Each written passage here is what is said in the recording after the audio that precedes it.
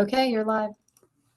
Good afternoon. This is the regular meeting of the Athens-Clarke County Board of Election and Voter Registration. It is November the 9th, and the time is 4:36 p.m. Due to COVID-19 precautions, we are live streaming today. Adam, if you would read, Secretary Shirley, if you would read the board members' oath of office. Yes, ma'am.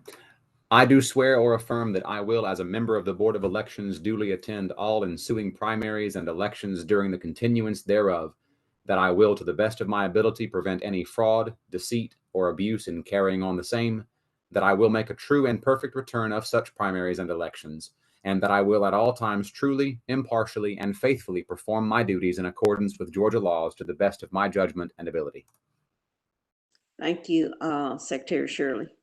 At this time, we will adopt the agenda. So if everybody would just look over it, if you have any corrections or additions to the agenda, this would be the time that to make a motion to include or exclude anything that we have on the agenda today. So there being none, could I get a motion to adopt the agenda for today? I so move. Thank you. Second? Adam. So it has been properly moved to accept the agenda, and also second, and I assume there's no discussion as we all looked over the agenda. So all those who are in favor signify by saying aye and or raise your hand. Aye. Aye. Aye. It's unanimous. Thank you. Our next item on the agenda is approval of minutes, and we have had quite a few meetings in October and November because we were trying to accomplish two goals. I think Adam sent out an email that possibly we could look over the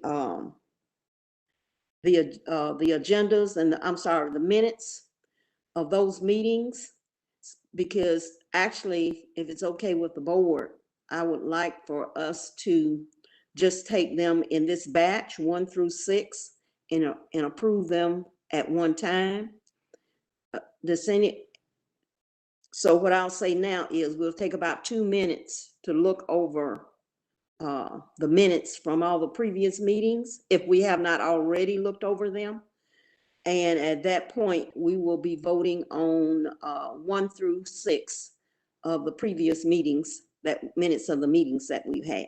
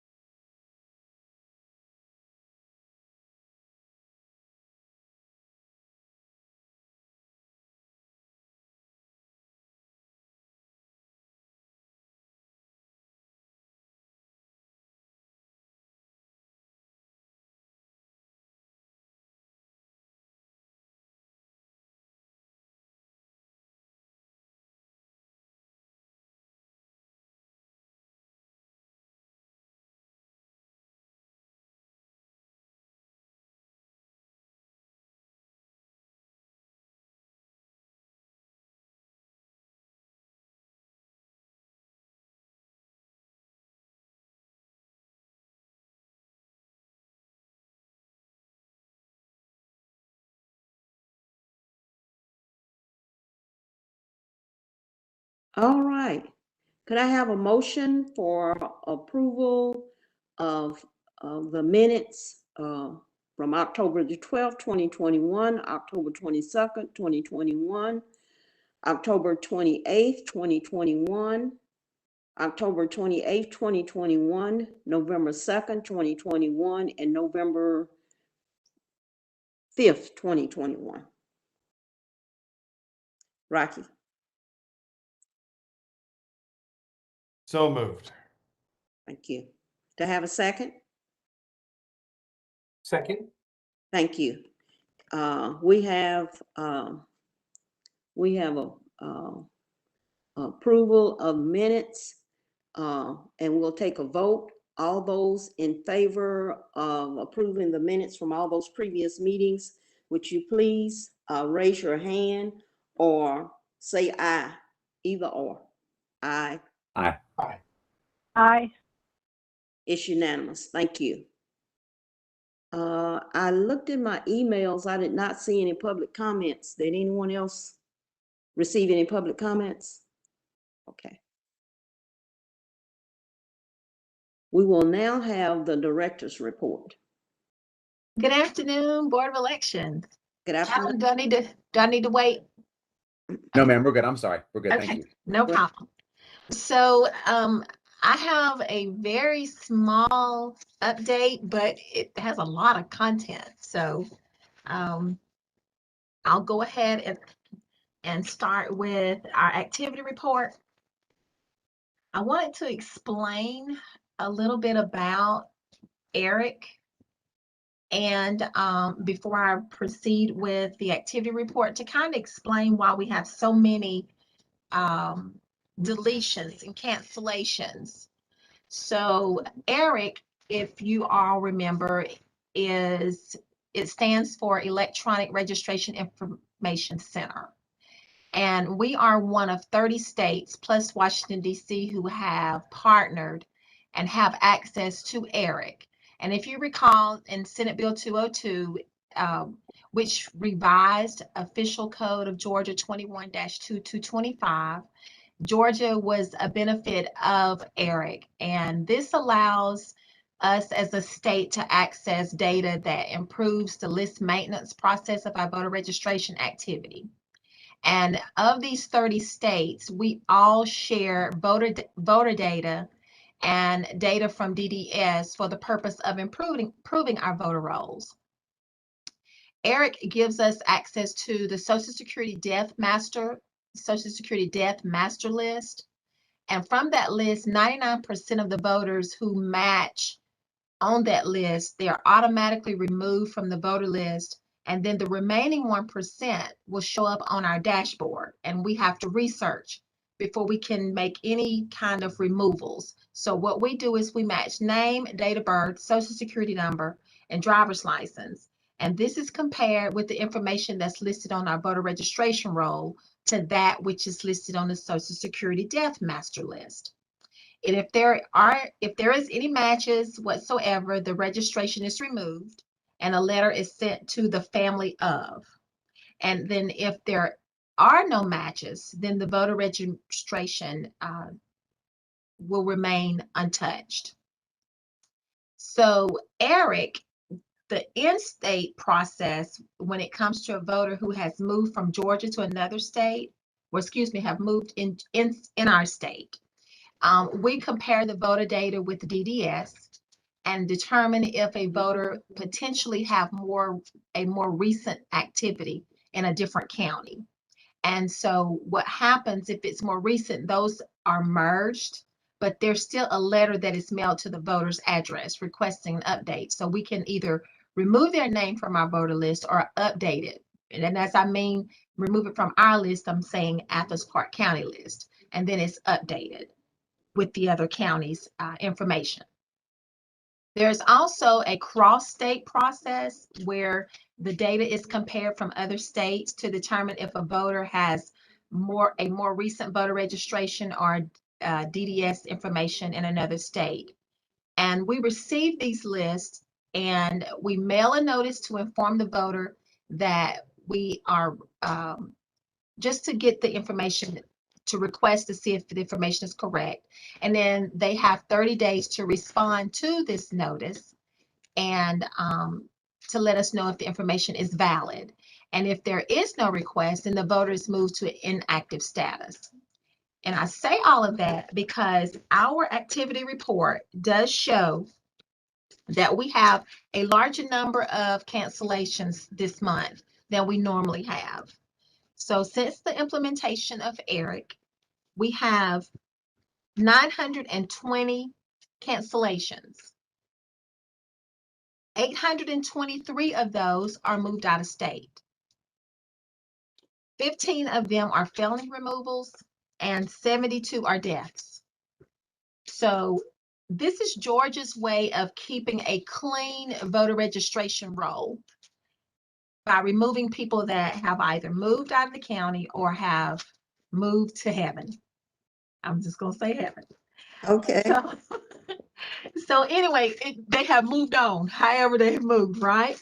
So, I'm going to say I think that's a really good way of keeping our voter rolls clean. And then, we can better determine how we need to provide ballots and equipment to our polling locations as well. It's just a good process. I just put it like that. And I'm glad to see that we joined ERIC, because I've heard about ERIC in national conferences, and I always wondered why we weren't a part of it. So Senate Bill 202 implemented that we join ERIC. And so what I'm going to now is to share with you that we have decreased in our voter eligible voters. Last month, we had 81,775 voters. We now have a total of 80,740. And you will see that reflected on the activity report that I just went over with you. And it does include those cancellations that I mentioned. So that's what I really wanted to explain why it was such a large number this time. All right. You have any questions on that? Yeah, I had a question. I thought the number was 74,900 and some. Last, when we approved when we certified that East Blast election, the number was 74,931, 61, something like that. That's correct. So when you're determining a voter turnout, you use active numbers only. You don't use active and inactive. That's just Georgia's way of making our numbers look good. That makes sense. Quick question. How accurate is ERIC from as far as you know? So let's say somebody moved to Kentucky and they're through the DDS system. Is there been any kind of audit or any information to know? Is it 100% or is it fairly accurate? It's fairly accurate because there's a whole lot of comparison that takes place as far as like the name, the date of birth, the driver's license number, the social security number. Those things have to match for them to be completely removed. Now, those that don't meet that criteria, that they match in that way, we will get another list that we would have to research ourselves before we remove them. Okay. And if you remember, when a person registers to vote, it's not required of a full social security number. It asks for the last four. So we are finding that some of those names on that list that we have to compare, it has the full social security number, and then the what we're comparing it to may just only have the four. So it's going to be on that comparison list.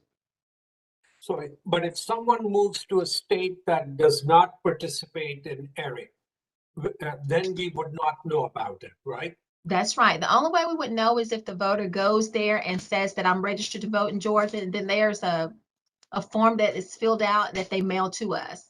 They'll mail it first to the Secretary of State's office, and then it's disseminated to our county, and then we are able to remove it from that notification.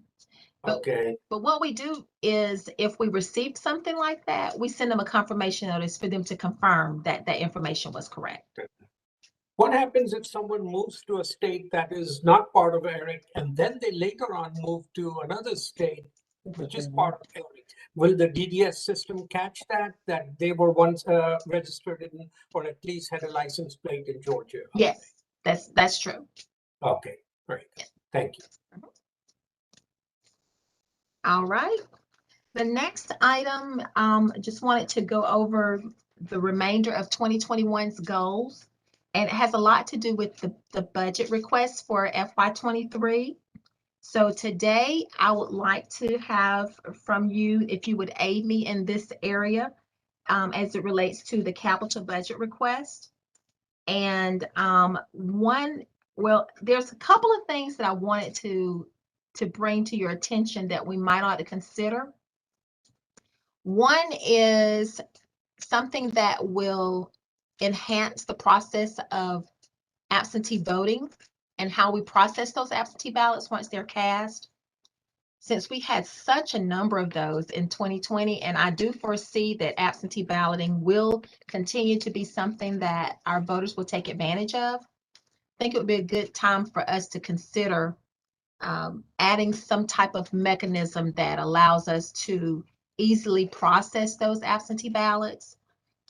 So if you recall being at the conference this year, there was a company that presented something from TriTech, and it's the processing system for vote by mail. And that particular system is an automatic feeder for the ballot envelopes. It takes an image of each ballot. It simplifies and duplicates the image, so it's stored, and it automatically stamps the date and time that we received the absentee ballot. It's stamped on the envelope, and it prints any information on the ballot envelope that's on there. It captures it basically, and it rejects as well any ballot or envelope that doesn't have the weighted amount in the envelope, so that alerts us that there's a possibility that there's nothing inside the envelope. So it's set aside for us to look at. It reads the barcodes that are printed on the envelopes.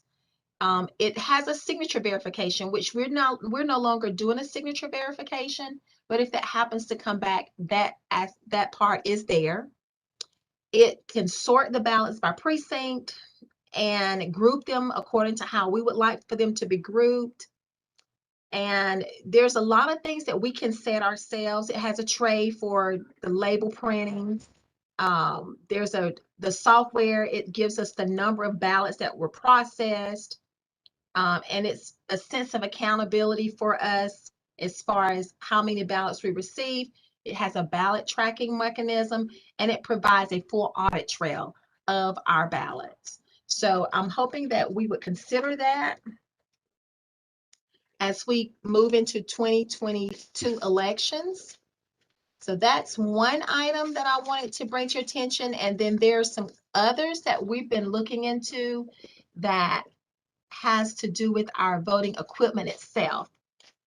Possibly some voting booths that might be conducive to our locations, as we know that we have some very tight locations, and we have seen some ballot booths that will allow us to utilize the space more effectively, and it will be more efficient for our voters as well as our poll workers.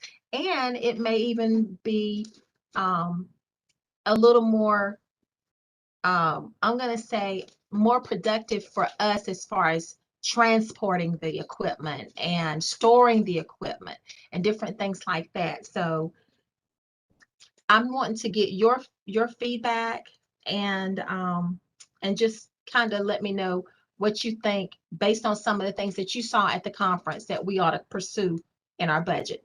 And I want to make sure I mention that in the capital budget request, this should be done for anything that exceeds $30,000, and that the due date for me to present this is November 19th. So I wanted to bring that to you today. So if y'all could have a discussion about that, I appreciate it. Thank you. And Sophie, I thought I saw Rocky Raffles' hand. Did I, Rocky, or were you waving?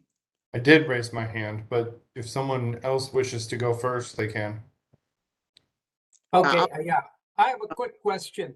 As a general rule, I'm always supportive of technology. So that means if the absentee balloting can be automated, even if the numbers are low. I'm all for that. However, I would like to get your opinion. In the last election, we had mailed out all the absentee ballots, even when they were not requested. So that is why we got a lot more. I believe we cannot do that anymore unless someone requests absentee ballot. So that means there will be a smaller number that would be processed. Any idea from the elections before that one? Oh, we have always sent out absentee ballots to everyone. Is that correct? We haven't, we've always done it by request. Now, like you mentioned, in 2020, we sent out applications to all of our voters, give them that option. And that was due to COVID, of course. And, but I will say that prior to COVID, we did not have that large number. We did have about 2,000, I believe, is the most I've seen. And I would have to check with Paula to find out, but I believe 2,000 is a good number as far as the most that we've sent out. But I do believe it will be more than what we normally send, but not as much as we sent out in 2020.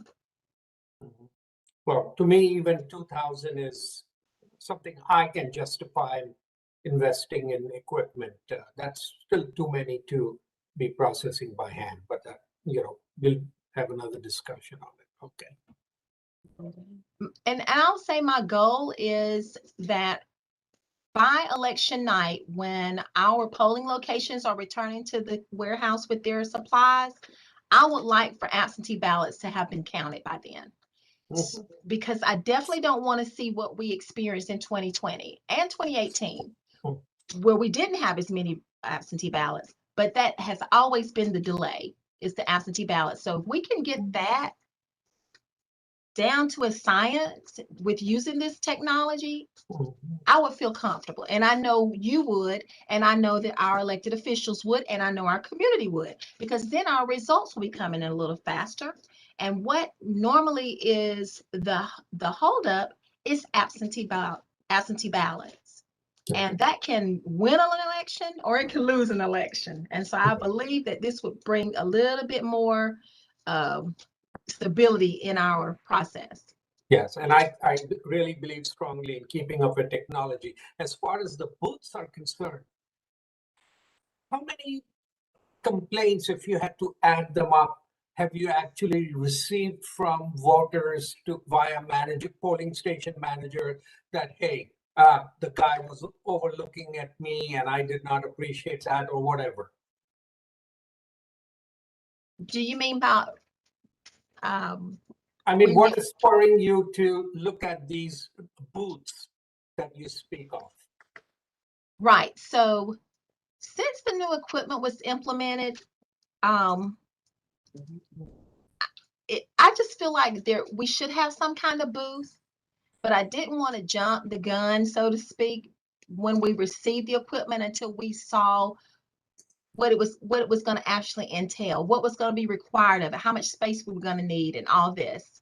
So we utilize tables, and I feel like now that we know what the system is, we know how it works, then maybe we need to look at some kind of booth that we can use. Yes, secrecy would be a great reason why we should do that, have the privacy of the voter, but mainly for the way our precinct locations are set up, mainly for that reason.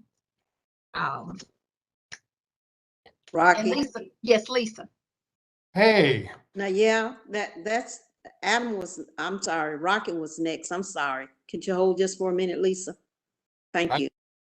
I'm sure Lisa's comment is just a quick little addition, so I yield my moment to Lisa. It might not be, because I wanted to explain what we were looking at. It's not really. Okay. Well, that's my question. So hold on, if you wouldn't mind, and then. So I was just gonna say I'm in support of those machines. I looked at them myself at the conference. I love them. My two questions regarding that are we required to have multiple bids as part of the county's procurement process? One. And two, could you provide us with an official quote from them? Because I know they've given you numbers, but things change. Can you give us like an official quote? And then regarding the booths, don't we have a couple of them already and they were used at the tennis center on election day, or are these different booths? Different. All right. Now Okay. Lisa will answer my question. Okay, this is different. These are actually, you could almost think of them like metal lockbox compartments on wheels. That the voting and the company that makes them is called Election Works, and they designed them and built them for Cobb County because Cobb County had so many machines to send out. They were looking for a better way to do this. So they developed a single unit, a double unit, and a quad unit that has 4 in it, so that it's basically like a plug and play. The BMD is already mounted in there. The UPS is in there, the printer. And so you've got 4, let's take the quad, for example. You've got 4 voting booths ready to go. The doors are locked, so the machines are secure. You roll it, well, you lift it onto a truck with a lift, drop it at the location, and the poll workers plug it in. It's ready to go. They don't have to worry about anything. It's one plug for 4 voting booths. So there are a lot of advantages to that as far as storage, because the equipment would never be taken out of that booth. Our only stipulation would be that this is something that's a dream for our new warehouse, because obviously we don't have room for that kind of thing right now. But as we plan for a new space, Charlotte's told us that we can dream big on what we would want. And I think that that would be a great way to utilize a new space, so that we don't have to build storage cabinets or storage units for the machines. The machines are already in their plug and play vote centers is what they call them. And what I also learned that I thought was really neat is the double units that Cobb County sends out also has the scanner and a ballot box inside. So we wouldn't be sending out a separate scanner either. We would just have one double unit that has the scanner in it. And that eliminates another piece of equipment that we're sending out, separate piece of equipment. So I think it's all pretty cool, and we want to make a appointment. We've been invited to come to Cobb County to their warehouse to look at what they do, and I would like to get some ideas from that. Can we go? Sure. I was going to say, could we go? Okay. I don't know why not. I was hoping to have a quote for Charlotte by now. They promised me one at 3 o'clock. It's 5 o'clock. It didn't come. But we were looking at possibly 70 of these. I would love to see that. Mhm.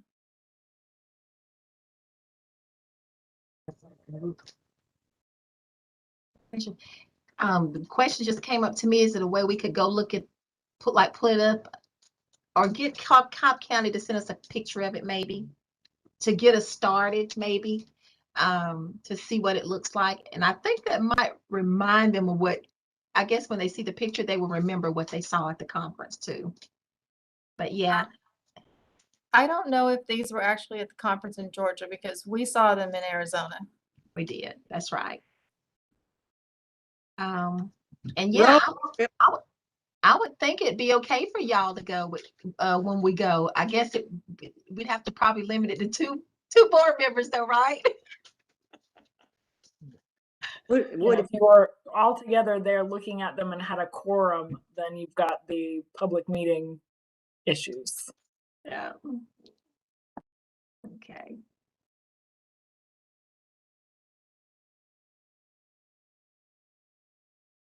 Can I jump in now? Yes. Okay. One of the good things about the machines that would process the absentee ballots is that many times in the past, when the ballot envelope was open, it was ripped to where it couldn't be immediately processed and had to go through human hands further to be duplicated. So that would be one good thing.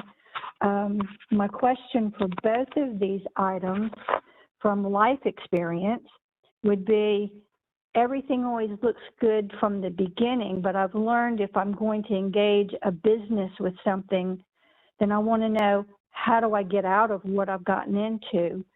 So what are the downside of each of these items? The little booths sound like a really good idea. I think that would solve many problems. And from what I've pictured in my mind that you've explained, that they already have the equipment in there, and who knows what's going to happen in the future. If the machines are taken out, you know, we don't ever know what Georgia's going to do. Could we still use these booths with paper ballots? That would be my questions right now. Thank you.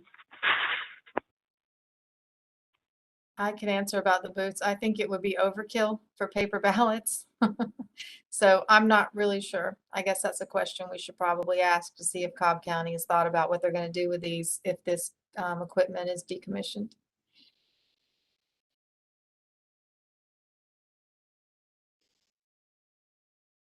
And that's a really good question too, Ms. Teal. And I'll say, just from experience with past voting equipment, there is always another state who's either interested in it or needs it. And we've had no problems with purchasing from other states, and we haven't had any problems with selling things to other states who might be interested in those type of things. But that is a great question.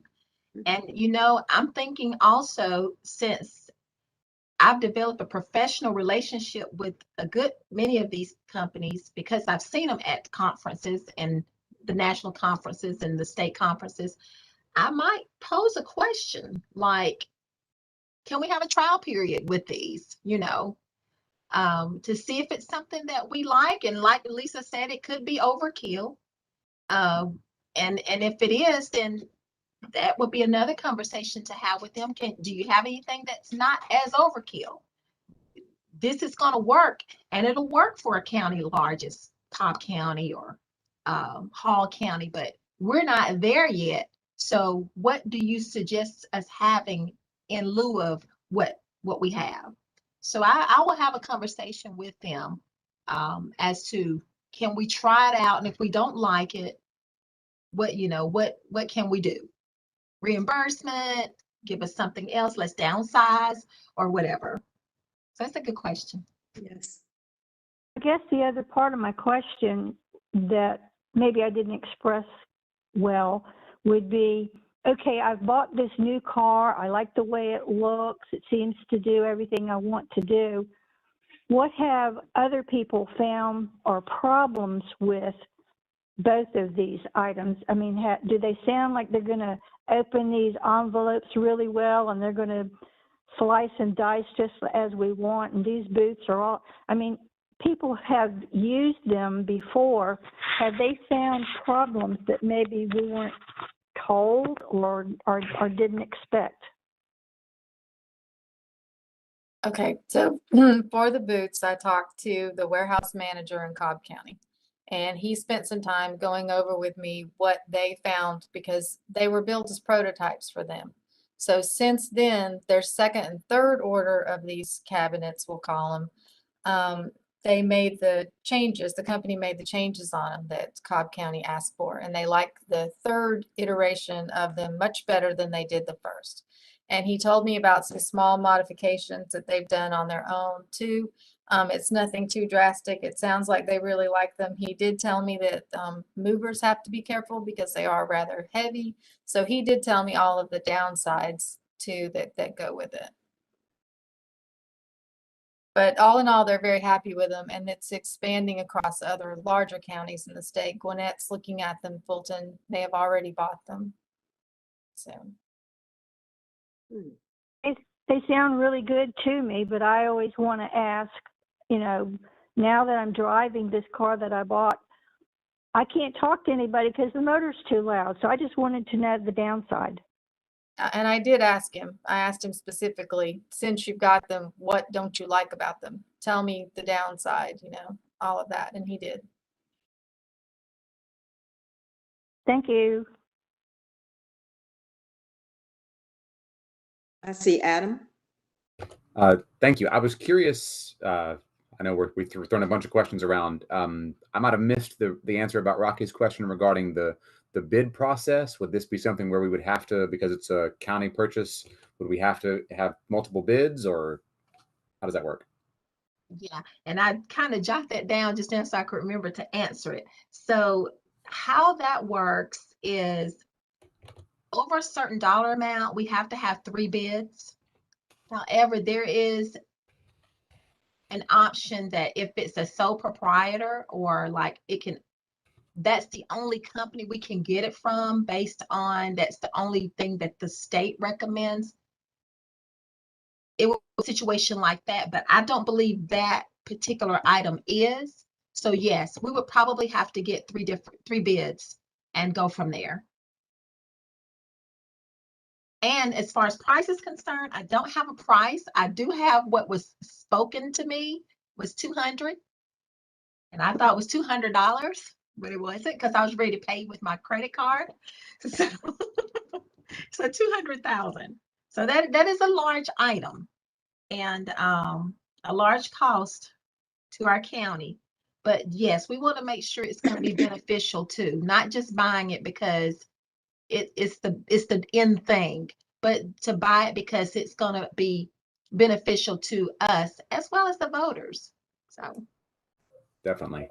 Thank you. So my next question would then be, I remember the look of this because at the conference, I also got to see it because I heard, I think Lisa and I believe Pam also, or Letha, they were excited about this also. So I made sure to go over and check it out. Is it called the Correct Elect system? Is that the TriTech Correct Elect? I'm trying to find a picture of it. I've learned I'm a kind of a visual learner, so I like having a picture of it in front of me.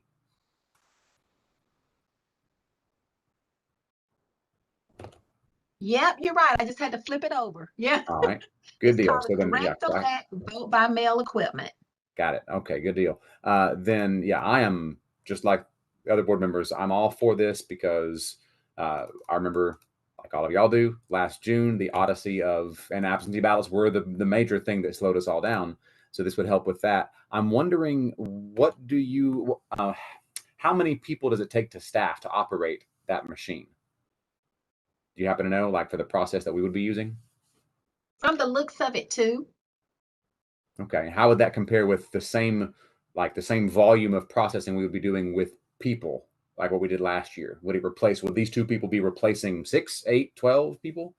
I would say 6, 8, 12 people. Oh, okay. Because I know that kind of goes back to the long-term problem we have of getting staff, personnel available. So I see that would be helpful also for that.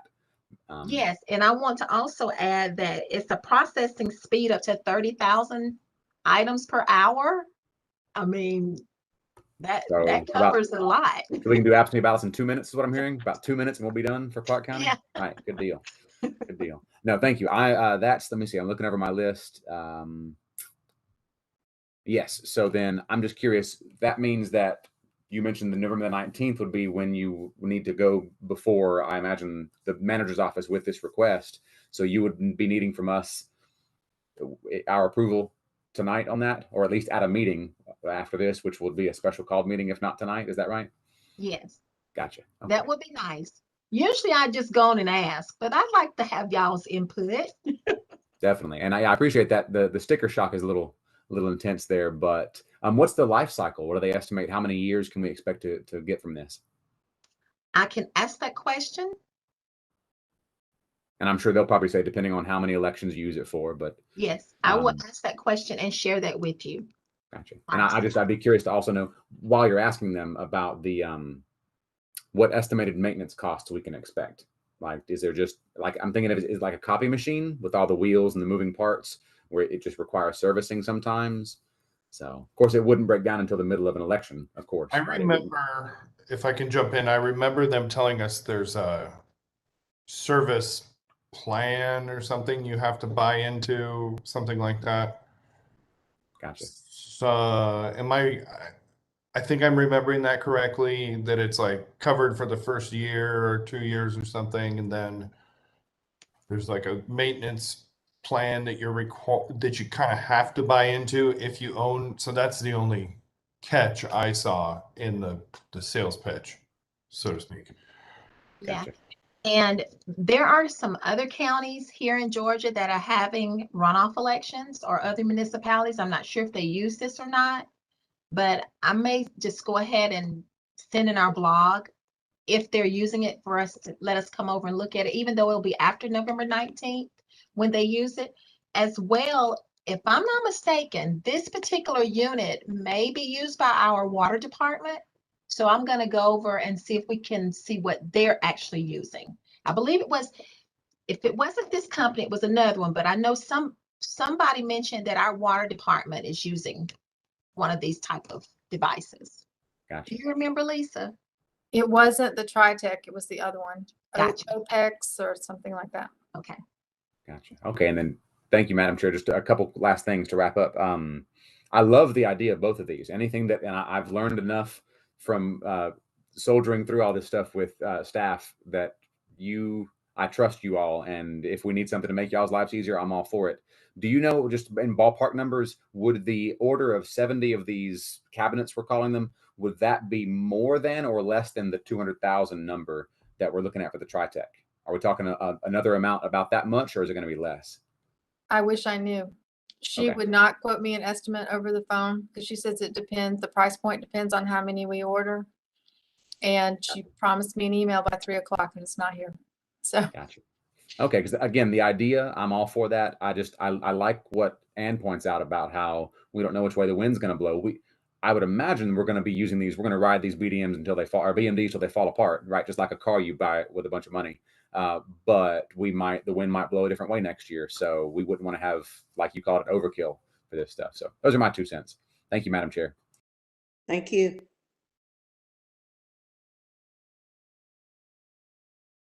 Director Sosby? Okay. Yes. So the next item, as far as the budget's concerned, is preparing for our operating budget request for FY23. And I would like for you, the board, to provide me, leading up to the December meeting, any items that you wish for me to include in our FY budget request. And I know that we need to include, I know you mentioned some things about the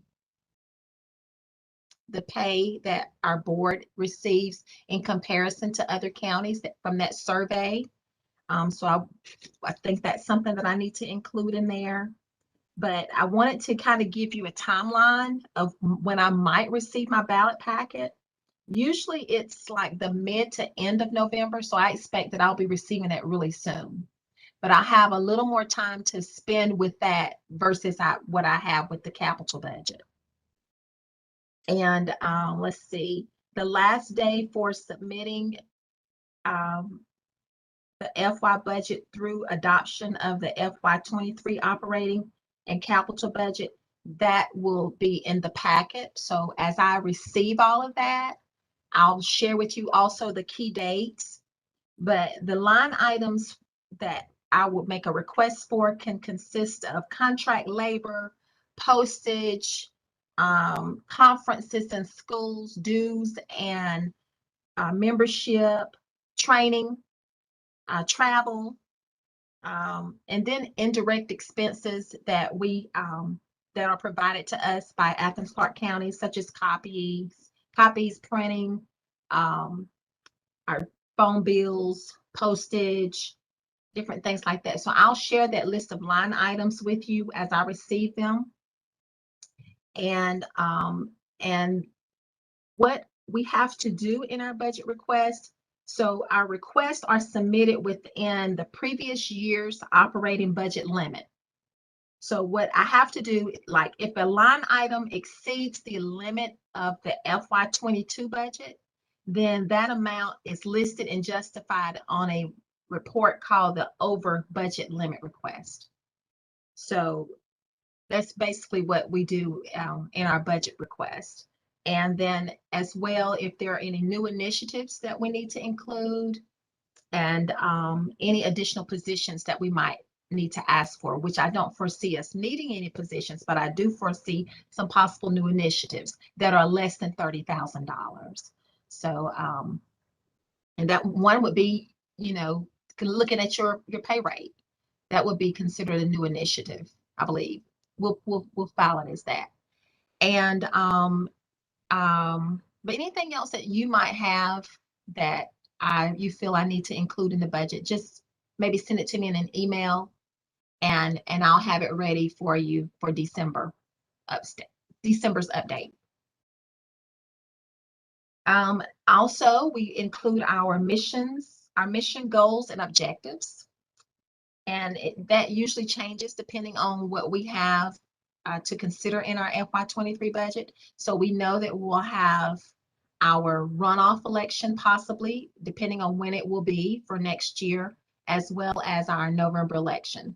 What I'm having difficulties with is the fact that our budget is due in December and, well, early January, but then the General Assembly hasn't been in session yet. And I don't know what kind of changes are going to take place there that's going to affect our budget, like postage and different things like that. So usually I can determine what might take place, but I haven't been able to do that in a long time. So we always end up having to make a contingency request because of I've got a question, if you don't mind. So if you were to foresee us having 3 elections next year, and we got lucky and only had 2, I know how the county can reclaim that money, or can you use that for other endeavors in your operation that you're running? Yes, I can use it in Deficits in other areas, right? Yeah. Yes, as long as it's operating. I can't, like with salaries and indirect expenses. I can move money around within the operational, but not from the personnel portion.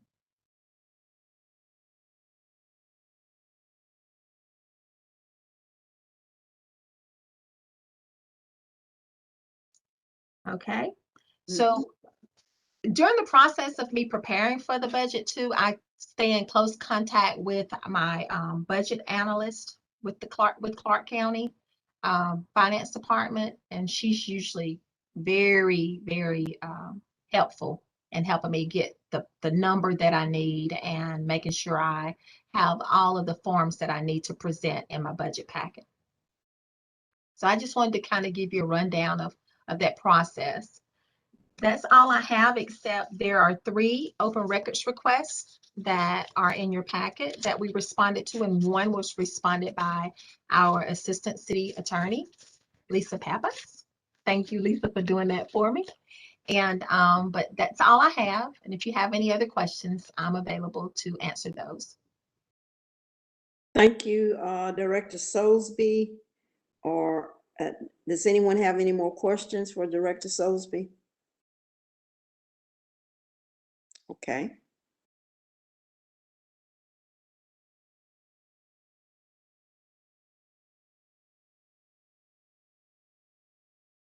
Moving back to our agenda.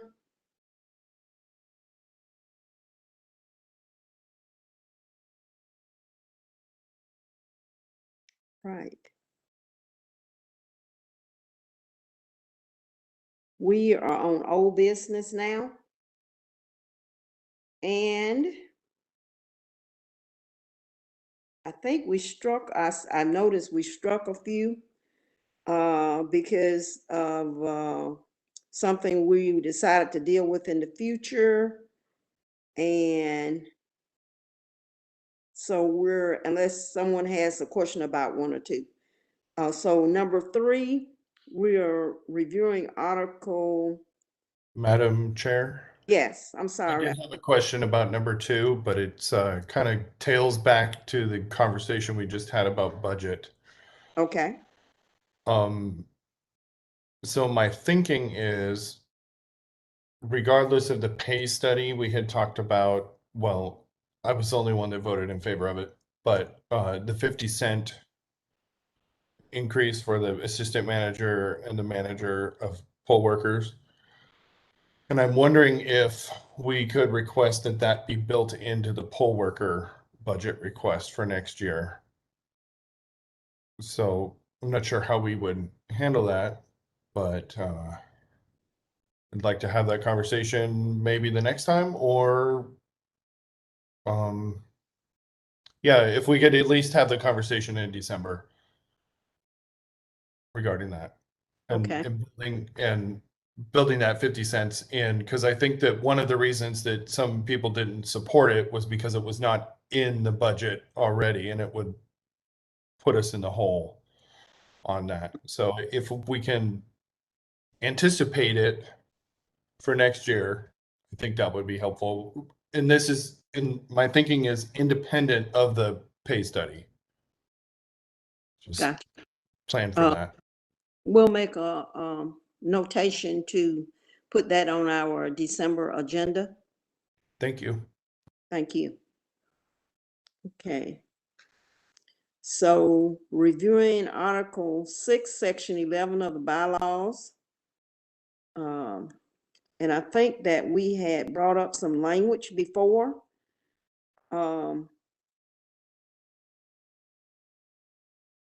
Secretary Shirley, would you read what it was and what we proposed it to be? Yes, ma'am. We have, and if y'all would like, I could share my screen and pop it up there for us all to see. That would be great. All right, give me just a moment while I get it formatted right. Let's see. Oh, geez. Sorry, I don't want to blow up show my whole email screen, but that's where the best looking version is. So the kind of where we were with it, and understanding that, of course, we won't be able to act on this and approve any amendments because of our bylaws limiting, how many days of notice we have to give each other before we discuss an amendment, or before we make an amendment. I will share my screen so we can see this. Share screen. Okay, so we have here, here's the cleaned up version of what we were thinking of changing it to. I believe the goal that we were trying to attain here was to make it more flexible for board members who wanted to add things to the agenda. And so, just for the benefit of those who aren't able to see the screen, it would read now, if we changed it, it would read Section 11, the Secretary and staff of the Elections Department, in consultation with the chairperson, shall be responsible for developing a tentative agenda for each meeting. That's still the same. Such tentative agenda shall be provided to board members 3 business days before the meeting. That was a small change. If a board member wishes to add an item to the tentative agenda, such request must be made before the agenda is published for the applicable board meeting, provided, however, that per the Georgia Open Meetings Act, failure to include on the agenda an item which becomes necessary to address during the course of a board meeting shall not preclude considering and acting upon such item. Okay. That's where we were with it from our last discussion. Okay.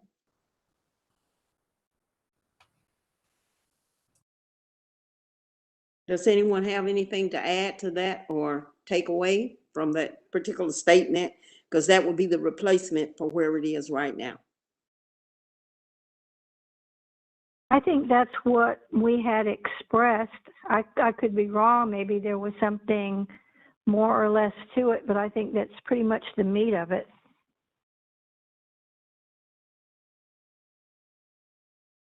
Thank you, Ms. Teal. Since this is a carryover, are we allowed to vote on this today? Since it's been on the agenda and it's been moved forward, and it's an item that the public is already aware of.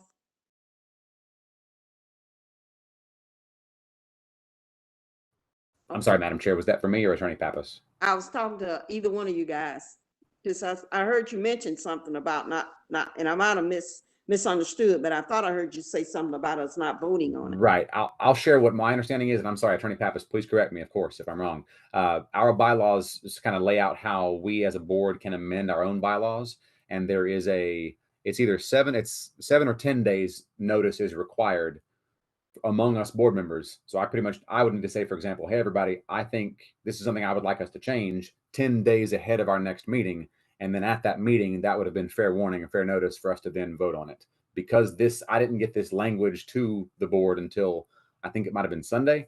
I don't know that would mean we were able to, but those are our bylaws. I guess we can, in extraordinary circumstances, suspend our bylaws for the time, since it's our own internal rules, but I'm kind of I'm going off the path here a little bit. Attorney Pappas, what do you think? We can move to suspend the rules also and just do it.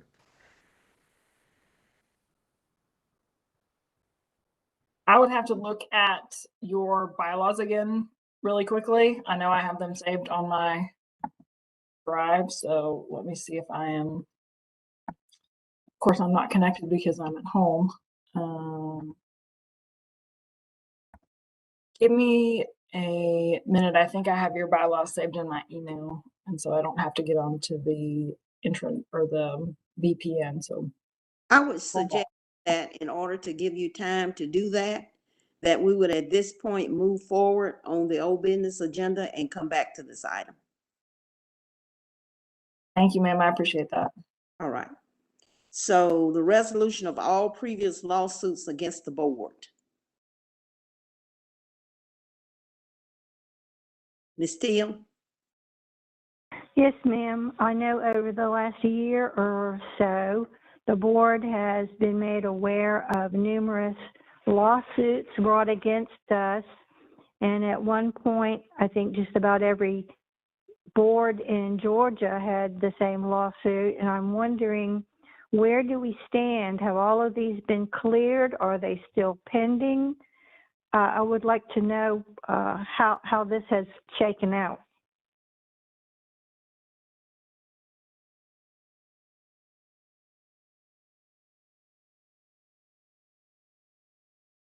Ms. Teal, from what I understand, there are no pending lawsuits that includes Clarke County or any county at this point. I'm not aware of any that we're involved in. But I'll have to double check with the attorney's office. Not sure if Sherry's had any time yet to brief Lisa on any of the suits, but I believe they were all dropped. Okay, thank you. Thank you. Present number 5, present state of election audits for Georgia.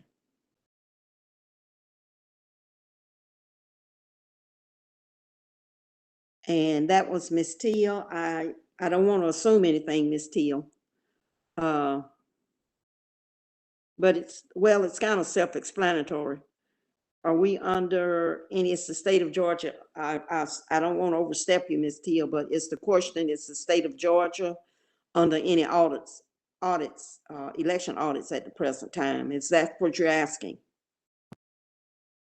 Yes, ma'am, because I think it was the beginning of this year. If I'm wrong, Director Sosby, you can correct this, but I think that you mentioned that UGA and the Board of Elections office were going to conduct an audit, and maybe I missed the meeting or missed the information about it, but I'm wondering if that's been concluded, and are there any other audits that are happening or that are on the calendar? Thank you.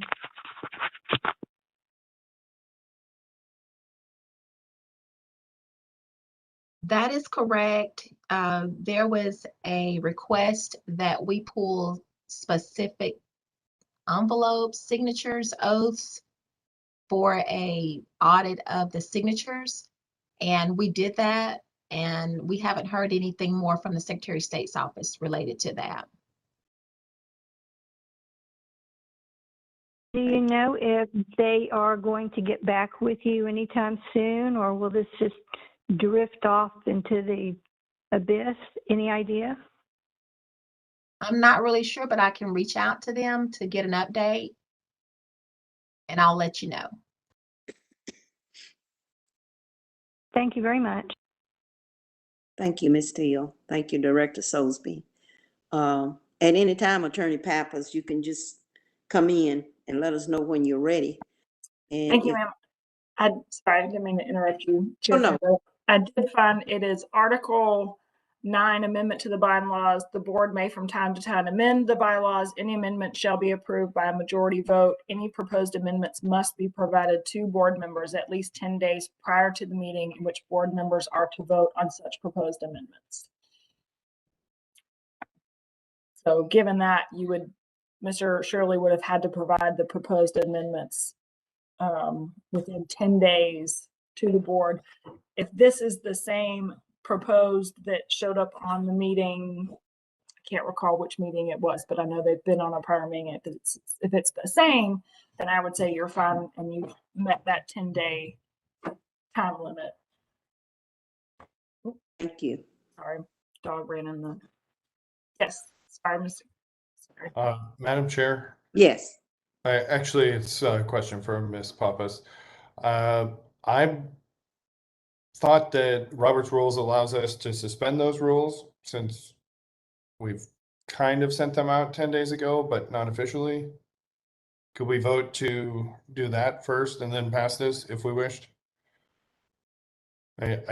Sorry if you're not a Robert's Rules expert. I am not a Robert's Rules expert, so I'm not aware of being able to suspend the bylaws in order to amend the bylaws. The only other thing I saw in your bylaws, but it looks like it only applies to Article 7, is that the board may amend any policy, procedure, or protocol permitted under this article, specifically Article 7, provided that any amendments must be presented to the board members at least 7 days prior to the meeting. However, if all board members agree, the 7-day requirement may be waived. But again, that appears to only apply to Article 7, and the amendments to the bylaws is under Article 9. Okay. And your Robert's Rules book is probably in your office and not at your house? Absolutely. Yeah. Right, of course. No, in order not to spend a whole lot of time, and I'm not saying it's not important, but why don't we just, if you guys are okay with it, why don't we just vote on it at our next meeting and just get it out of the way? Also, I'll add from reasons I don't know that our bylaws supersede Robert's Rules. Thank you, Ms. Teal. Does anyone else have an idea about Adam?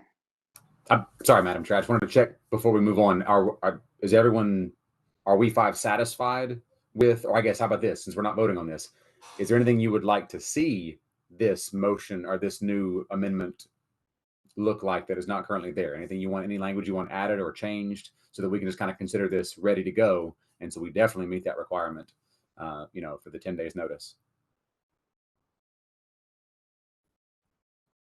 And this is for any of our regular meetings, because if we were having a special meeting on something, would that rule apply?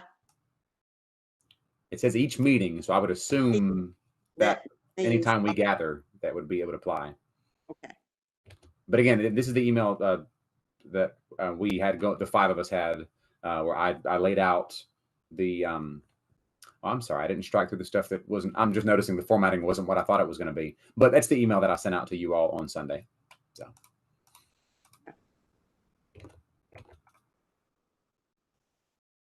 What's the consensus of what we want to do? I made a suggestion. Suspend the rules, pass it, and move on to the next agenda item. I like the spirit of that, but since I'm not 100% certain that is, since we have not been advised that is completely how we can go and be, completely fine with it, I don't see an urgent need to push it through now. Well, the only reason I'm suggesting that is that it's our bylaws. So if the 5 of us agree on it, then that's the reason to move forward. It's the 10 days isn't a state law or some other governing law. It's just a handshake agreement between the 5 of us, really, right? So if we want to toss that out for a second in order to pass this, that's my thinking, not just throw all the rules out. I, Just understandably, that just this instance, so we can move it off the table. Right. So I think we would need to, because of the 10-day thing, we would need to take a vote on if we want to Get a ignore the motion. rules, right? And then take a vote on the amendment. Yeah, And we I would need support both of those, so. Adam. and again, I'm 100% with you on the expedience and getting it off our plate. I'm doing a little bit of looking up for Robert's Rules advice websites, and I'm seeing itisdummies.com, but they make many books, and they say when you cannot suspend the bylaws, and they specify that you cannot suspend the rules involving the Constitution and bylaws. So at least they seem to indicate. Again, I can't give the advice, but I wouldn't want someone to come back to us and say, wait a second, that doesn't sound like it was done above board. But that's me. I agree with the changes, but I think that in this and all things, we need to abide by our bylaws, even if it takes us a couple more weeks. So what I'm hearing is a motion to table this in order to vote on it in our December, what date is that, our December meeting? The second Tuesday in December, to take a vote on this, where we will have met the threshold for all the members being aware of what the change is and the public too. I move it to be so. Do I have a second? Adam. So it has been moved and second that we will move this to the December 9th. I'm sorry, I don't have that date in my head, and I'm not I looking think at. it's 14th. December, thank you, Hank. December the 14th meeting to vote on the change. All those in favor signify by saying aye or raise your hand. Aye. Aye. All those not in favor? Aye. We have 4 in favor and 1 no. So it's passed. We'll do this in the next meeting, December the 14th. Thank you all.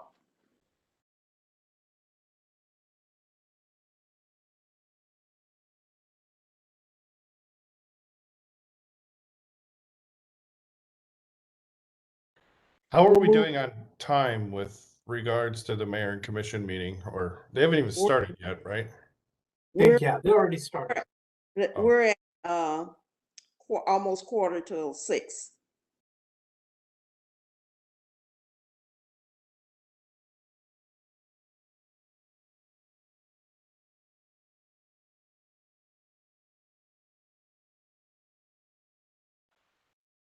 So we were told that we would probably be somewhere near the bottom of our participation.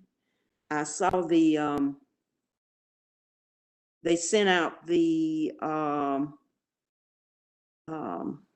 where we would come into the meeting. They already sent it out.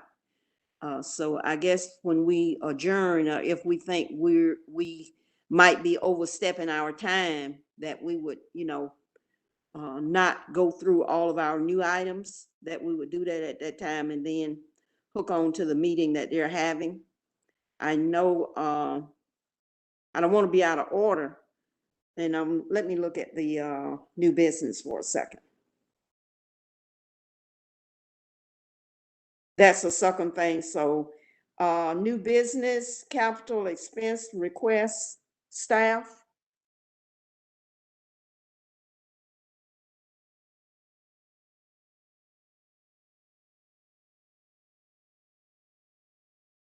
Was that a staff item? And we'd already talked about it somewhat. Adam? Thank you, Madam Chair. If I'm understanding correctly, Director Sosby, it would help you proceed if we were to approve, including in the capital budget, a request for the Tritech machine and for those, for lack of a better term, those voting cabinets or voting booths. Is that right so far? Gotcha. And, yeah, and And we would, go ahead, Adam. I'm sorry. And so I just kind of want to wrap my head around what the target is here. If we don't have even like a reasonably firm estimate, would we be needing to, what might the motion look like? Where we approve you to up to a certain amount, go and do what you see fit? Do we need to wait until we have a harder number that we can more closely approve? What's best for us to, how do we proceed is what I'm wondering, Madam Chair and Director Sosby. I don't think we would have a dollar amount immediately. I think that we would just make the request and they would approve it if we are approved for it. And I would submit how much the cost would be once I receive the invoices. And then from that point, I believe it will be determined which particular vendor I would go with and how much it would actually be. So. Adam? Thank you, Madam Chair. One more question that came to my mind. This goes back to Mr. Raffles' question regarding if there were a change and moving money around from operations but not to personnel. How does that work with respect to capital? Say, for example, like Ms. Till was saying, if we were to go full speed ahead with these voting cabinets, and maybe something were to change where they became overkill, but before you had sealed the deal, you had the allocation, but you hadn't, signed the check. Would that money then be locked in only for that capital allocation, or could you then move that to somewhere else, if that makes sense? It's only tied to that capital request. So I couldn't move it from capital to operational or personnel. Yeah, it's a totally different request. And normally if the money's not used, it just rolls back into the budget. Understood. Thank you, Director Sosby. Thank you, Madam Chair. Thank you. So the motion we're looking for is to give Director Sosby the go-ahead to put these items on the budget. Is that your request, Director Sosby? Yes, it is. So I need a motion to that effect. I make a motion to that effect. Adam, you'll word that out for us, right? I am trying to do that right now. Yes, ma'am. Let's see. Motion by Ms. Till to approve staff, including in the fiscal year 23 capital budget. I don't want to be too specific, but I also don't want to be too vague, right? Did you say something like funding for advance or enhancements to the absentee ballot process and voting booths for the new voting system or something like that? That sounds wonderful. So let me read that back to everybody and see if that works for y'all too. Ms. Till, does this sound good to you? I have motion by Ms. Till to approve staff, including in the fiscal year 23 capital budget, funding for enhancements to absentee ballot processing and voting booths for the new voting system. I couldn't have said it any better. Do I have a second? Do we have a second? Second, Rocky Raffle. So we have a motion on the floor. All those in favor, would you signify by raising your hand and or saying aye? Aye. Aye. That is unanimous. So that's an item off the agenda, and Director Sosby can move forward with that. So the second item is proposed county commission district boundaries, Fambro. And current versions being considered can be explained, and it gives the site where people can look at this. And B, public comment can be provided on these boundaries at the same website. So we'll have just a small discussion on what you guys want me to say at the meeting tonight.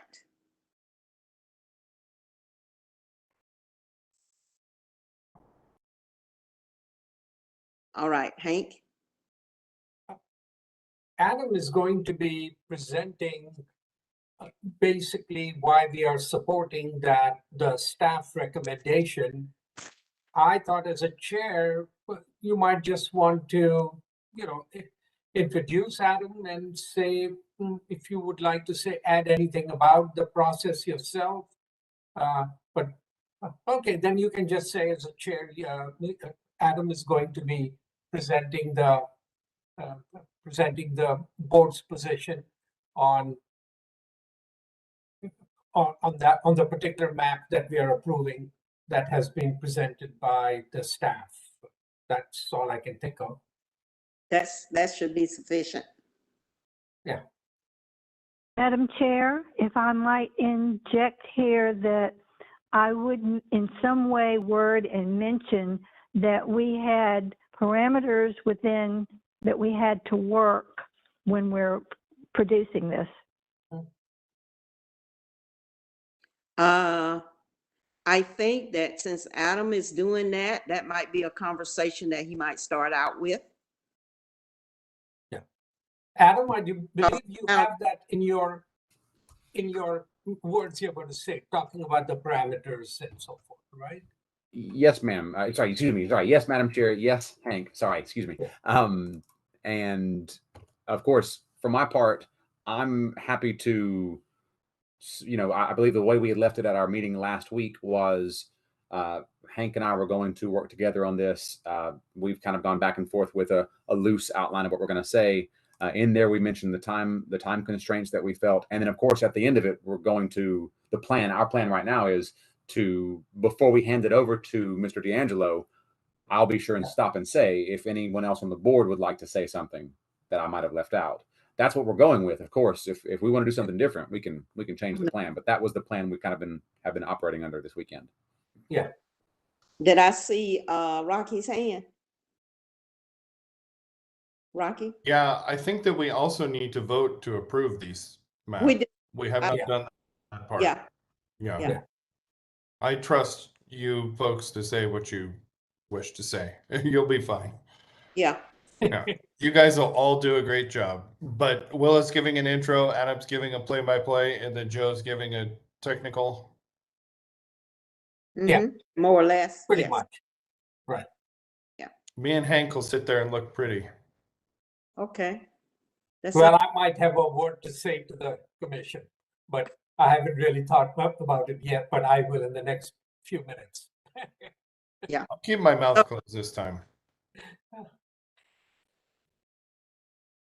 I'm sorry. So I'll entertain a motion for approval. What map was that? Was that map 3? Yes, ma'am. I just have checked the website because I remember they wanted to clarify those numbers. They have cleaned up the dashboard per our discussion last week. And what they're currently calling it is the proposed commission district boundary maps. That's the only version available now on that website. They call them the proposed district. Proposed commission district boundary maps.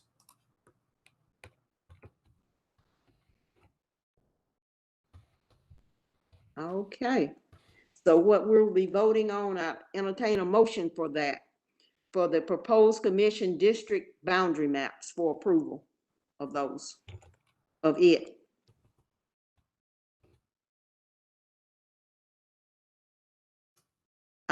Did I Which see your version? Can we just Yeah. clarify? Because I know there was some email confusion. Yeah. It really was a lot, and that's why I asked, is it map 3?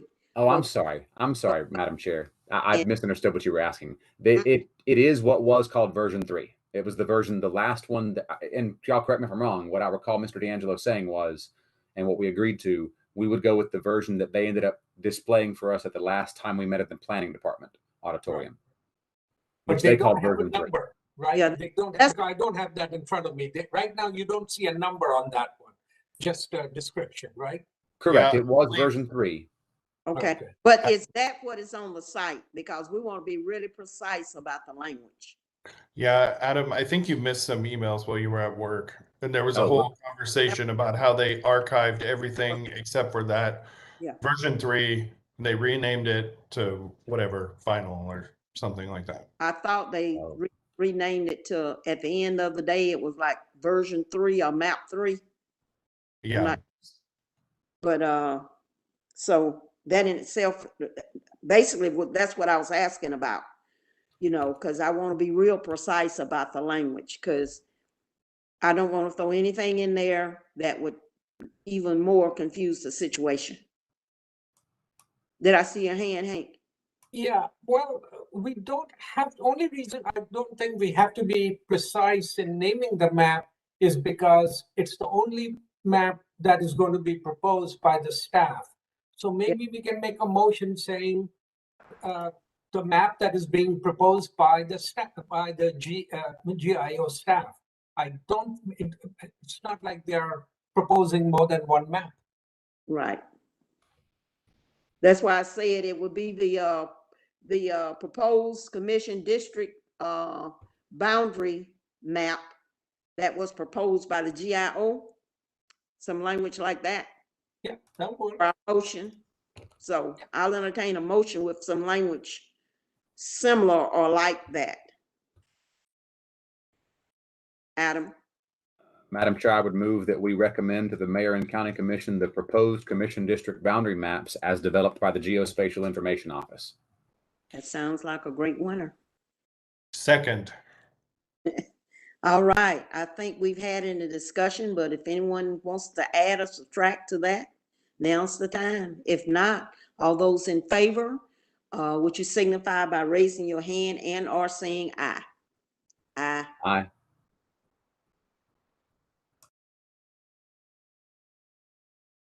All those not in favor, would you signify by saying, all those not in favor, would you signify by saying no? No. Thank you, Ms. Teal. So the vote is 4-1, and that will be the language that we'll use this evening, more or less, Okay. when we talk about it being approved. Madam Chair, I had a quick logistical question. I might be the only one, but I did not receive any sort of link. I haven't yet received a link to the Mayor and Commission WebEx for us to say whatever we're going to say. Is that something they're holding off on until the time comes, or should I have Yes, received you something by now? received it. I can forward it to you now. Okay, Yeah. thank you. Received an email this Afternoon. afternoon. Thank you. It's from Charlotte. And I thank great. Lisa for helping get that taken care of. I called her this afternoon. Wonderful. Thank y'all very much. Okay, let me look. What was her name again? Because I thought I had seen it. Charlotte Sosby. Okay, but okay. I saw something from someone else too. That wasn't it. Okay, that wasn't it. Okay. That was not the link, because I see that was the Mayor and Commission work session. So actually what we're looking at is the email from our director. Yeah, she just forwarded the link, but I think you're looking at the right one. It says, The one that I mentioned. Adam, do you have, or anyone have it up? I don't have it up, what the subject line is. I have one from Deborah L. Arnold, Mayor and Commission work session. That's it, yeah. Oh, It's got it. today's commission work session. Got it. Thank you If very you much, click y'all. on it, it says Charlotte on behalf of Deborah. That's Got why. it. Thank you. It's just a weird Outlook thing.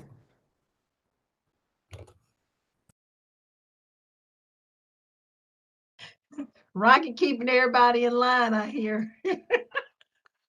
He said Charlotte Sosby. Yeah. Well, we've not heard that name before, so I wanted to make sure everyone clearly heard it.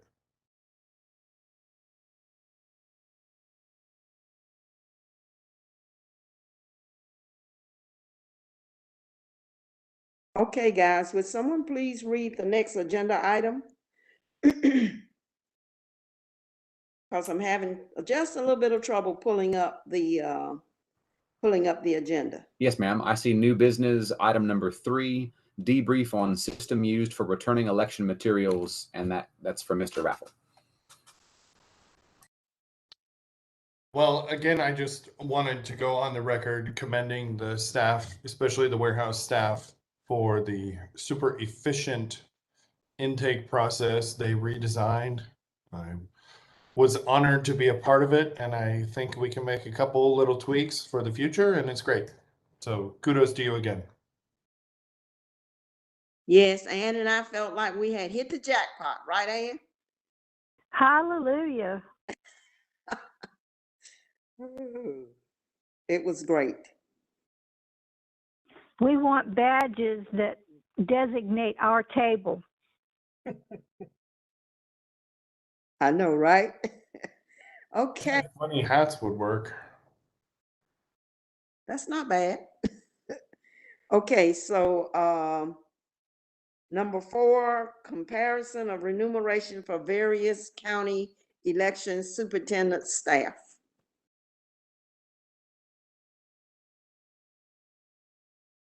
And I think that Director Soulsby might have had some information on that for us.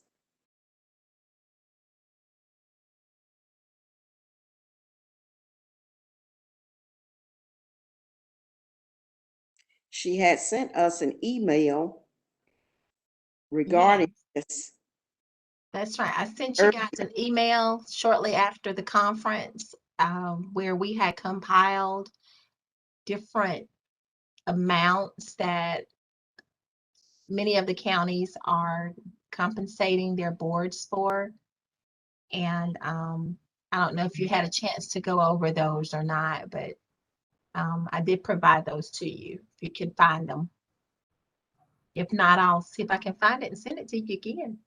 I don't delete anything, so I know I have it, and I did briefly look at it. But I didn't spend any time poring over it. That would have been beginning of September somewhere. Has anyone else been able to pull it up?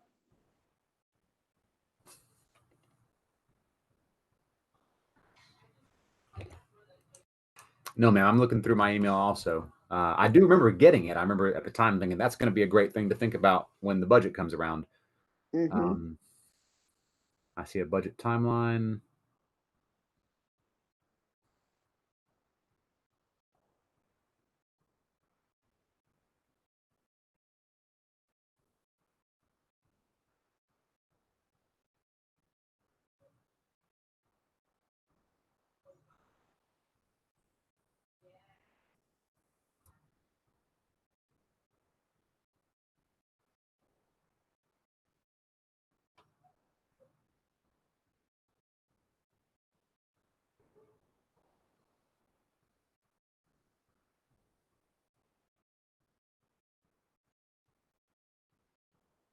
I think I went through the 1st through the 12th. So I just resent it to you all. Well, Okay. thank you so much. Yeah, and what was I going to say?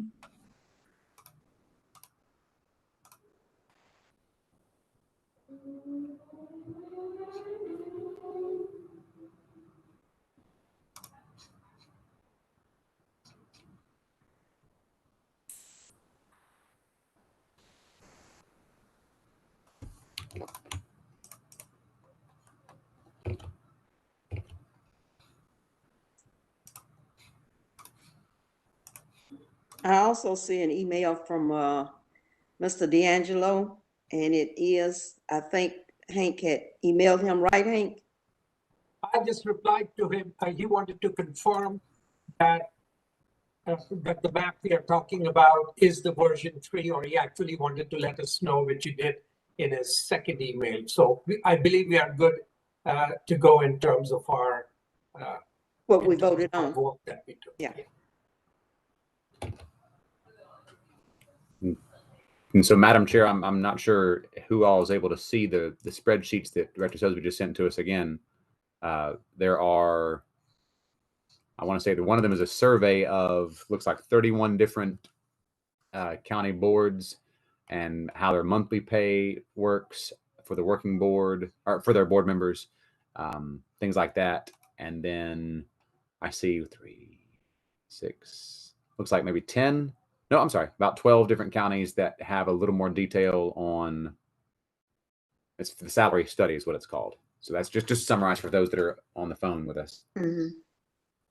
Yeah, and I hadn't received it yet, but my emails are kind of slow.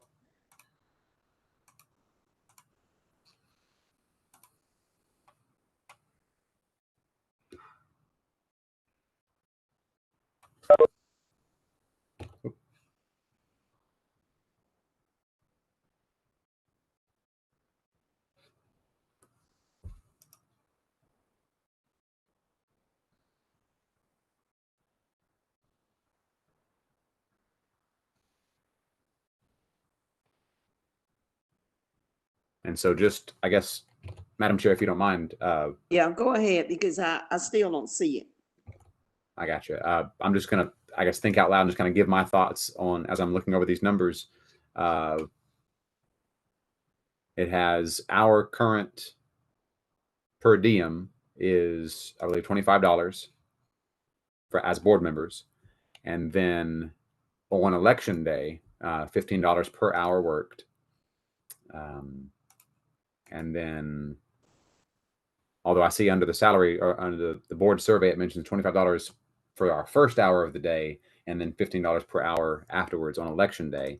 And as far as how that compares to other counties, at least of the ones that are on this list, out of 159 of us, I see 30, which is a good sample, but not everybody. I see numbers that are, I see many more numbers that are above that amount, but I do see some that are below that amount. So in fairness, and I guess I would be curious to know, and I can crunch these numbers myself, but I'd be curious to know what that works out to as far as boards that are of comparable, districts, counties that are comparable to our size with the number of voters that our staff manages. Because if, for example, I wouldn't want to compare us to Gwinnett with, they handle 500 million people. So anyway, those are my thoughts looking over this. Yeah, I think that probably when it came up was when even we were out to dinner and we had spoken to a board member from a much smaller county than ours. And I think we began to think about it because of what he had told us that they were compensated for the duties that they perform. So, and Director Soulsby said that she would provide this information for us. On that, one of those spreadsheets that I sent you, it's the one that's labeled Salary Study 2021. If you look at Macon and Muskogee, they're kind of more like our county. They're a unified government, and I believe they have basically the same roundabout numbers of voters we have. So it depends on how you look at it. Now, I know when they did the pay study for the county, they didn't consider these counties. They considered counties that were within a certain mile radius, because they looked at it like if somebody lived here in Athens-Clarke County and wanted to commute to another county because they were paying more. So that was taken into consideration. So Gwinnett County, Jackson County, Hall County, those kind of counties were looked at with the pay study. So it depends on how you want to look at it. But I will say that Macon, Bibb, and Muskogee are kind of set up like we are. As you see, are on a different pay scale. And Madam Chair, if I might. Go ahead. I'm sorry. I was looking down. Oh, that's okay. I just have raised my hand. I noticed that under the board survey spreadsheet the Director Soulsby sent us, Muskogee County, the monthly pay, so their model seems to be for their board members. It seems to not be so much a per diem as it is a monthly pay that comes out to $3,200 annually. An election day pay is $250. So that's, as Director Sesby mentioned, that's a comparable, somewhat comparable to us. I see that Glenn County has a few fewer voters than we do, and their monthly pay is $242, with a little bit more for the chair.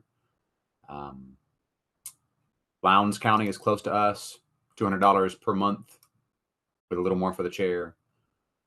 Bibb County, like Director Sesby said, is about $165 a month for the chair, or for the board members. Is that Macon Bibb? I believe so. Bibb County, would that be Macon Bibb, a unified government, Director Sesby? That's correct. Okay. So I see chair and vice chair and members. I really like the context here, the comparison. So it's really good food for thought. Mm-hmm. And- I have a question for Director Sosby, or maybe the human resources people. Because you did mention the fact that what they had based it on, and can there be another algorithm used? Say, for instance, consolidated cities like Macon Bibb and other cities that are comparable with registered voters, or maybe make a deep inquiry to these people. You know, is that really based on something other than what ours is based on now? And who came up with what it's based on now? That's a good question. I'm not sure who came up with it. I want to think that maybe it's part of the charter, how the boards are set up and how they're paid per diem, and what is the meaning of per diem as it relates to finance and budgeting. Mm-hmm. But if I was going to just think off of the cuff, I would say that you make a recommendation of what you feel it should be, and then I provide the recommendation along with this spreadsheet so that a decision can be made. I mean, that's a start. I can find out more when I talk with my budget analyst to see how to go about doing that, but that would be my thought of how it would be done. Thank you. Adam? Thank you, Madam Chair. Again, just sharing my thoughts on this in general. I did not sign up for this for the money. I'll be the first one to say I didn't come here to get rich. But I know that it might affect the number of people who will apply for consideration by the mayor and commission when our slots come available, you know, for future appointees. However, so I'm interested in exploring a larger amount of compensation for board members. However, and I'm sure not the only one here, I would like to explore first making sure that we do what we can to adjust the pay of the other staff members, as we heard from, I believe it was Ms. Taylor who spoke to us last month. I think it was Audra, and others, because in light of we raised the floor pretty much, right, as far as the $15, but then there's the staff, the dedicated staff, who now, with the hours of overtime they worked, it's now approaching where as they shared, it's almost like they could make more money by jumping down and just being a poll worker. So I want to explore this more, but I would like to see that as part of maybe like the last part of a big proposal about increasing the pay more overall throughout the department. That's my thoughts. Hank? Does that mean that we should wait for that wage study that is going to be coming out early next year? I'm just my personal opinion as board chair, no. Okay, good. We can go ahead and. Because for me, if we don't do it now, then when? You know, cause we're gonna get at the beginning of the year and all through 2022, we're gonna get slammed with elections. And we're not going to have time to put as much consideration on some subjects. And those are the things we should be looking at the end of the year. When we make our agendas, perhaps we can deal with some things that would make our time more slim on what we do here, you know, but doing what is right. But looking forward to that, we're going to have limited amount of times to deal with some things that are coming. I would suggest doing it during budget request rather than waiting. Okay. I saw Hank's hand and then Rocky. Well, here's I another haven't thought spoken yet. go ahead, Rocky. Yeah, I'm sorry. Go ahead. Yeah, I'm in support of doing this, but it's kind of awkward. It's like, well, I'm going to vote on the recommendation to give myself a raise. Yeah. There's something awkward in there. It is. Yeah. And I know it's just a recommendation. I see you're about to say something, but what I thought might be a more diplomatic process is perhaps having the director come to us with a recommendation based on, rather than us going to her. Yeah. I think then it It doesn't seem like we're feathering our own cap, because honestly, guys, when I applied to be a board member, when Aletha told me, "Oh, you get $25 a meeting," I said, $25? I thought we were doing it for free. So, Yeah. and I was just gonna I think Ms. one T more. had thought of the same kind of experience that I did. I did. One more comment. I think we can all, so I see that some of the chairs make a little bit more, but I think we can all agree that Adam probably does the most work in this group. So I don't know how we could equalize that. I personally believe in everyone's equal, and then the third thing I wanted to say, and then I'm done, is that I also believe staff should be making more, as should every person everywhere. But I don't feel like that is under my duties and authority Right. to make a comment on that either way. I think that's Charlotte's job, and that's why it's her staff. But I think that this and the poll workers are within our sphere of influence or authority, and I think that's what we should really focus on. But for the record, I do believe staff should be paid much more, and they should all receive full benefits. Thank you. Hank? Yeah, just quick comment. Me too. When they said that you're getting $25 a month, I said, hey, great, I get to take everyone out for coffee now. Even more. Rocky made a very good point, and I was waiting to bring this up. And I hope when Charlotte makes a proposal, she can look at it and keep that into consideration. And I think working with Aletha, who's been doing a lot of our work with Adam and posting the minutes and stuff. Adam does do most of the work. We are coming to the meeting, we are reading, but I'm just looking at the amount of time he has spent in the last 3 weeks. I admit it was a little extraordinary because we were doing the maps and so forth. But putting that together, it does take a little more time other than in preparing it. And I'm just glad I had an opportunity to mention that today. So when you come up with your proposal, I don't know what the future Secretary of States will be like, or Secretary of State, I mean, future board secretary. Maybe Adams, you might be a Secretary of State, but future board, or maybe the way people work, there will be a different division of labor in that sense. But I think as a general rule, the secretary is going to be doing maybe a tad bit more. I'm very curious to know, and it's all due respect to Willa here, when those other counties are paying more to the chair, what are the expectations? Is it just the title chair, or is the chair doing something that we are not doing, or we are not recognizing that our chair is doing? So if you have any information you can get for us, that'd be great. But I'd just like for our director to keep that in mind. Yeah, and recognizing that, I totally agree with you guys about Adam.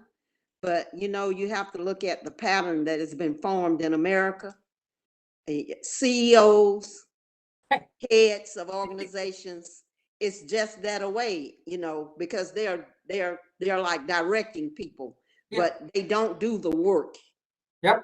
But I can't, but we all know Charlotte does the work, but just a standard, in America itself is where that idea comes from, that the title people get more money. But I am in total agreement. Adam has been sustaining us with all the things that he does with our agenda and reminding us and keeping up with things. So as chair, I would have no problem if it came in something a little more special for him. And to make him less comfortable, it came in as that position. So it's, although who knows what the next board might want to do.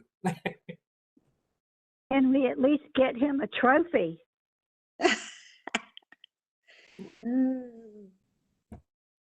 Thank y'all very much. I appreciate that. For what it's worth, though, and thank y'all. I know that y'all are working just as hard as I am.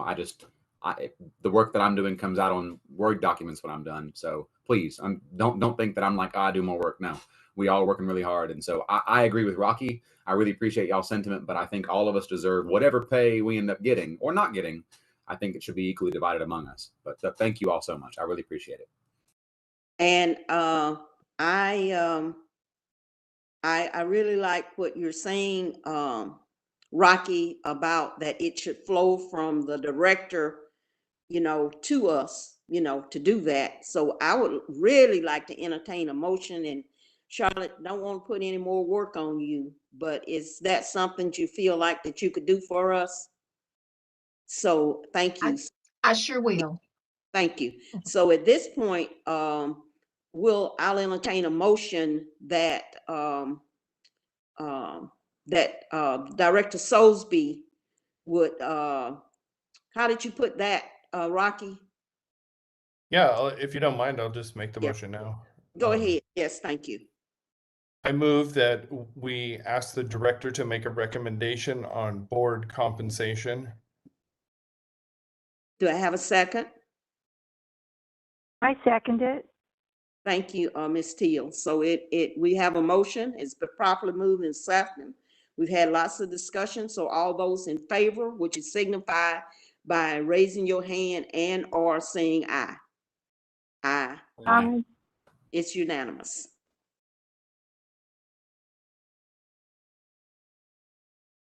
So, I'm working with an iPhone here with my agenda and whatnot. So if someone would tell me what the next item is until I can catch up. Yes, ma'am. That was the last item under new business. If there's no other new business, that would lead us to announcements, if you wanted to go there. Would you go ahead and read the announcements for us? Yes, ma'am. Under announcements, we have the December regular meeting, Tuesday, December the 14th, 2021 at 4:30 p.m.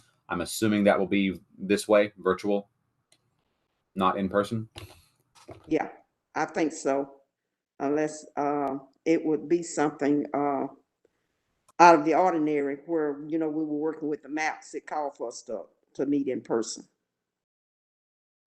Madam Chair, Yeah, not that it matters that much, but I will not be able to attend that one. I'll be out of town, but I will try and communicate anything on the agenda that comes up before I leave. So at least you all will know where my sentiments are. I might be able to attend it depending on if I can acquire internet at the time, but we'll see.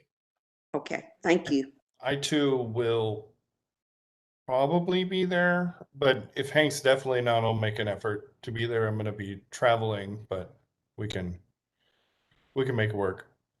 Thank you. Thank you. Is there anything else that is on anyone's heart or mind? Adam? I just want to be sure I've got the logistics right. So what I heard us talk about for the next thing, for the mayor and commission work session, we'll join the meeting whenever they recognize us. It'll be Chair Fambro first. And then if that's okay with everybody, Chair Fambro hands it over to me. I'll share what Hank and I have worked out. I'll be sure and explicitly say any other board members that have any comments they'd like to share before we hand over to Mr. D'Angelo. Have I got that right?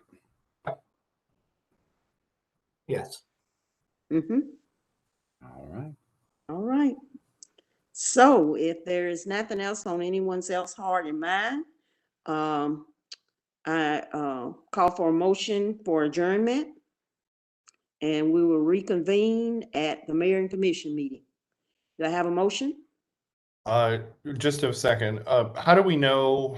Are we just gonna hang out here and end the live stream and then switch over, or what's the logistics of? Adam, I saw your hand. Is that the answer to? It is Okay, not, I'm sorry. okay.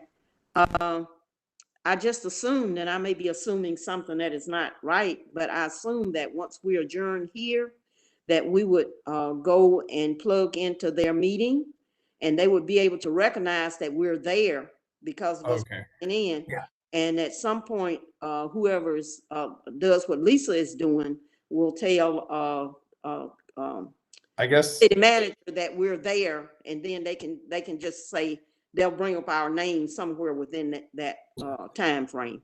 I guess the question was, does WebEx have like a waiting room type thing? Because I don't really need my name broadcast while they're talking about some other thing. You know, I don't want to show up on the screen. Yeah, the only thing probably maybe you could just mute and stop your video. Other than that, I don't know. Adam?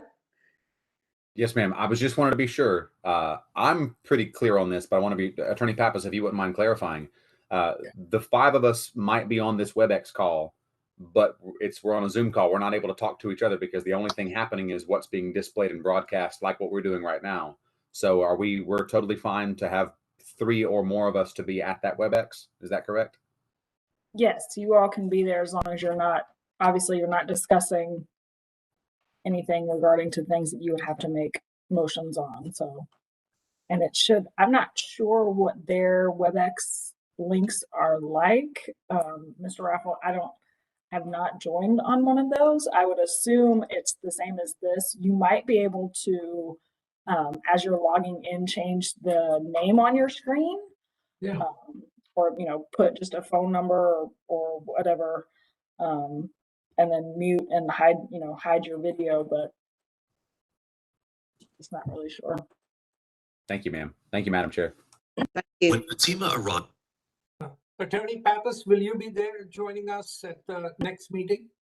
I will not be there. Judd should be there, though, if there's any questions, but I will not be there. Okay, I was just wondering, how will the manager know that we are, well, I guess he will see us and be able to call us when our turn comes. So. And I'm sure you can send Mr. D'Angelo an email because I know he's there. Yeah. Just let him know that, your meeting has adjourned and that you are going to be joining that WebEx soon so that he knows and he can notify other staff. Okay. Good idea. Are we all clear? Yeah. Adam? Just want to be sure so he doesn't get 15 emails. Madam Chair, would you like me to email Mr. D'Angelo on our behalf saying when we adjourn that we've done so, or? Yes, if you would, please. And just kind of let him know that you'll go ahead and make the opening comment and then turn it over to him. I'm sure he already knows that, as we discussed at the last meeting, but just as a quick reminder. I'll be sure and clarify it. Yeah. Are we good? I'll entertain a motion to adjourn now. Was that So moved. It wasn't, but so moved. Thank you. Do I have a second? Second, I will not be able to join you. Thank you, Ms. Teal. All right, so we are adjourned, and see you guys in the next meeting.